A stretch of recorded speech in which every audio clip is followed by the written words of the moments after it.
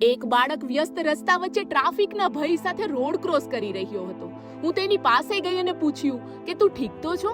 ત્યારે તેણે કહ્યું કે રસ્તો ઓળંગવામાં જે ડર લાગે છે તે કરતા વધુ ડર એ છે કે જો આજે મારા રમકડા નહીં વેચાય તો શું તું ગણતરી કરી શકીશ કે બધા રમકડા કેટલાના છે? તેણે એક પછી એક ગણીને મને સચોટ જવાબ આપ્યો. 340 થયા દીદી. મેં તેને 500 રૂપિયા આપ્યા ત્યારે તેના ખભા પરનો વજન ઉતરતો હું જોઈ શકતી હતી. મેં હળવેથી તેના ખિસ્સામાં મૂક્યા. તે આ વાત ઉપર વિશ્વાસ કરી શકતો ન હતો. આ ઉંમરના બાળકો જ્યાં રમકડાથી રમી રહ્યા હતા ત્યાં કિશન રમકડા વેચી રહ્યો હતો.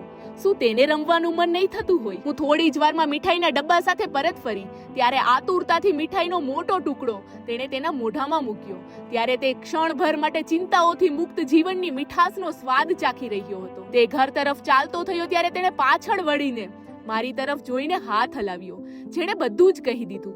શબ્દોની કોઈ જરૂર ના હતી.